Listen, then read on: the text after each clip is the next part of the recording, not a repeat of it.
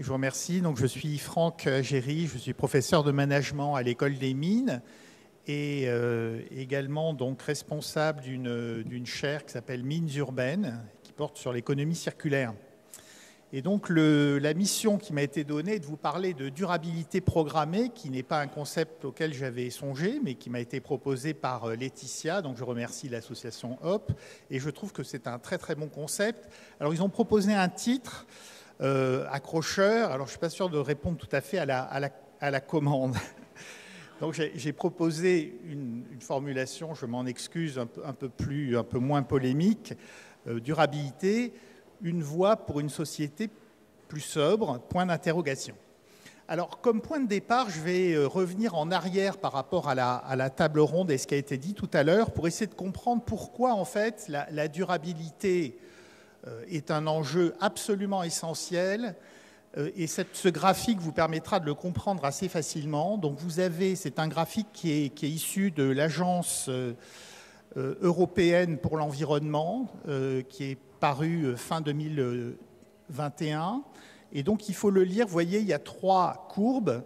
Une courbe bleue qui correspond aux émissions de gaz à effet de serre, une courbe rouge qui correspond à l'empreinte matière, c'est-à-dire la consommation de ressources non renouvelables, et une courbe verte qui correspond à la croissance du PIB.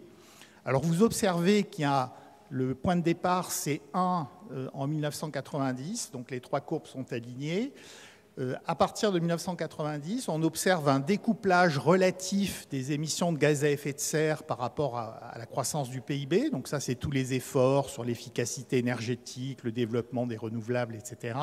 En revanche, vous observez qu'il n'y a aucun découplage entre la consommation de ressources, entre l'empreinte matérielle et la croissance du PIB. Alors la question, c'est cette absence de découplage, est-ce grave, docteur ? Alors, on pourrait dire, si on regarde les réserves, grâce au progrès technique, on arrive toujours à découvrir de nouvelles réserves de ressources. Et c'est vrai que depuis 40 ou 50 ans, les réserves sont stables. C'est entre 30 et 50 ans selon les types de ressources. Simplement, on omet de dire que les ressources qu'on va chercher sont de plus en plus coûteuses à extraire. L'exemple évident, c'est le pétrole. Vous extrayez du pétrole en Arabie Saoudite. C'est peu coûteux, c'est un pétrole de bonne qualité. Quand vous allez chercher des gaz de schiste ou des schistes bitumineux, c'est extrêmement polluant, c'est extrêmement coûteux à extraire. Et c'est vrai pour absolument tous les métaux, où la teneur des minerais a énormément baissé, donc beaucoup de pollution et un coût croissant. Donc en fait, ce n'est pas soutenable sur le long terme, on le voit bien. L'autre point, c'est ce qui a été dit pendant la table ronde, c'est les impasses de l'obsolescence programmée et de l'innovation intensive plus généralement, cette idée qu'on renouvelle constamment les produits et de façon accélérée, parce que dans une économie linéaire, chaque fois qu'on conçoit de nouveaux produits, on va consommer de nouvelles ressources. Donc on voit bien que ce modèle d'économie linéaire et de croissance est incompatible avec les limites planétaires. Alors vous me direz peut-être que le recyclage pourrait sauver tout ça grâce à l'économie circulaire. Mais en fait, le problème du recyclage, c'est que d'une part, on ne recycle pas toutes les matières, parce qu'il y a toujours des pertes au moment de la collecte, il y a des pertes au niveau des process, enfin, voilà, donc on ne récupère pas tout. Et par ailleurs, c'est incompatible avec une croissance. C'est-à-dire que ça fonctionne dans un monde stationnaire. Mais dès lors qu'il y a croissance, il y a besoin d'extraire des matières premières nouvelles.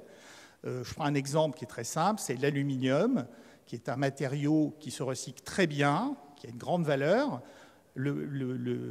L'aluminium recyclé ne couvre que 30% des besoins. Pourquoi ? Parce qu'il y a une croissance très très forte de ce matériau qui a beaucoup de propriétés intéressantes, il est léger, etc. Donc il faut 70% de la demande est adressée, est fournie par des ressources nouvelles. Voilà.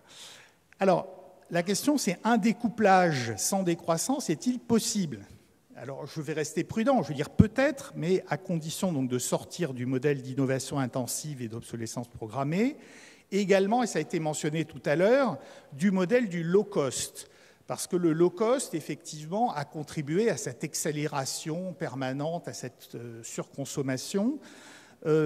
Et c'est une illusion, parce que le low cost, en fait, vous ne payez pas un produit à son juste prix parce qu'il n'intègre pas les coûts sociaux et les impacts sur la planète. Donc c'est une illusion. Et en fait, on vit à crédit et on détruit la planète à long terme.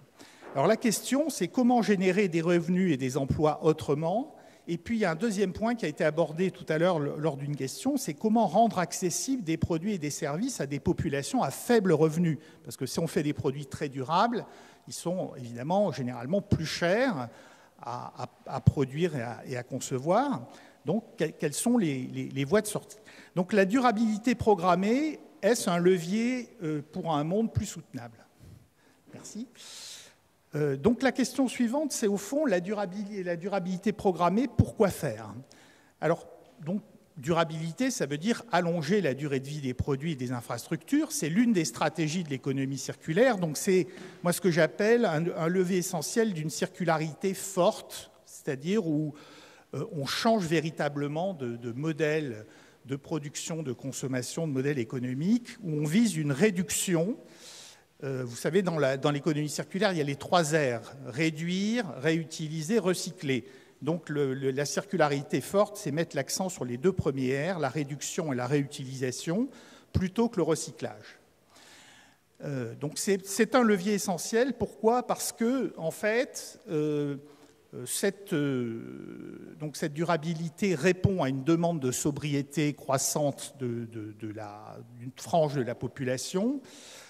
Et ça peut permettre d'éviter la surconsommation, j'ai dit, à condition évidemment de répondre à des besoins essentiels, c'est-à-dire d'éviter les fameux effets rebonds. Et puis par ailleurs, ça permet de générer autrement des revenus, c'est-à-dire qu'on peut imaginer de nouveaux modèles d'affaires, je vais vous le montrer tout à l'heure, à travers le développement de services. Et donc ça a été évoqué tout à l'heure, c'est-à-dire lorsqu'on parle de réparabilité, de durabilité, on peut développer des services de réparation, des services de maintenance, on peut développer de la seconde vie, donc du réemploi, on peut faire de l'économie de fonctionnalité, etc. Tous ces services ne peuvent pas être réalisés avec des produits low cost. Ce n'est pas possible. Parce qu'on l'a vu avec la réparation, il y a des coûts fixes de réparation, il faut se déplacer, il y a les coûts de la main-d'œuvre, et généralement, on considère que si le coût de réparation dépasse un tiers, c'était du prix du produit neuf, les gens ne réparent pas. Donc, en fait, il faut que la valeur résiduelle soit supérieure, évidemment, au coût de réparation. Et puis enfin, dernier point, ça permet donc d'intensifier les usages, la durabilité, et donc de faire de l'économie de fonctionnalité, où on vend des usages plutôt que des produits, et de faire de l'économie du partage. Donc, c'est une idée très intéressante comme stratégie de différenciation, notamment pour des acteurs qui font des produits de qualité, et ça a été évoqué tout à l'heure, c'est-à-dire que évidemment, c'est un enjeu pour les industriels européens qui essaient de sortir de la compétition, d'être tirés par la compétition, par les bas coûts, et qui cherchent au contraire à faire de la qualité. Voilà. Alors, quelques exemples, il faut peut-être appuyer. Voilà. Donc, il y a aujourd'hui beaucoup d'expérimentations. Là, j'ai mis quelques vignettes. J'aurais pu parler aussi de mouvements sociaux comme iFixit pour démocratiser des guides de réparation. Il y a de nouveaux modèles d'affaires, comme par exemple le Darty, qui a été très actif avec Hop dans la mise à l'agenda de l'indice de réparabilité en France, qui propose des abonnements. Donc ça, c'est une idée intéressante, c'est-à-dire qu'on propose des abonnements de réparation selon un certain nombre de catégories de produits de façon illimitée. Vous avez des entreprises comme SEB qui sont dans une logique de qualité et qui proposent des forfaits de réparation. Alors pourquoi c'est intéressant l'idée de forfait? Parce qu'un frein important pour les consommateurs, c'est le devis. C'est-à-dire quand vous avez un produit qui n'a pas une très grande valeur résiduelle, le seul fait de devoir demander un devis, d'attendre une réponse, fait que vous laissez tomber. C'est que là, l'idée, c'est qu'il y a un forfait qui est annoncé par catégorie de produits, et donc ça permet évidemment de faciliter les transactions. Vous avez des entreprises qui proposent aujourd'hui des produits de seconde main reconditionnés avec une garantie. Donc évidemment, un des exemples les plus connus, c'est Back Market. Et puis, vous avez l'économie de fonctionnalité. Alors, on ne voit pas trop là, mais c'est une entreprise, c'est Signify, c'est l'ancien Philips Lighting, qui propose des services d'éclairage à base de LED, donc avec une performance environnementale associée. Alors, c'est ce qu'on appelle du B2B. Hein, donc, ça, évidemment, ils proposent ces services plutôt à des entreprises, à des promoteurs, à des organisations publiques. Et pour réaliser évidemment cette proposition de valeur, ils ont conçu des produits extrêmement durables, faciles à réparer et à très longue durée de vie. Voilà, alors ça c'est mon dernier transparent.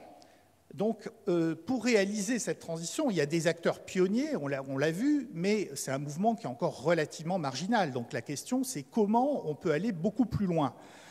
Alors il y a beaucoup de freins. Il y a d'abord des freins en interne dans les entreprises. Donc, un des enjeux, c'est d'arriver à convaincre les directions générales, les acteurs financiers, les métiers qu'on peut changer et que la durabilité est une voie. Alors quand on discute avec les entreprises, il y a toujours des acteurs qui essaient de promouvoir cette durabilité, mais ils doivent se battre avec d'autres logiques.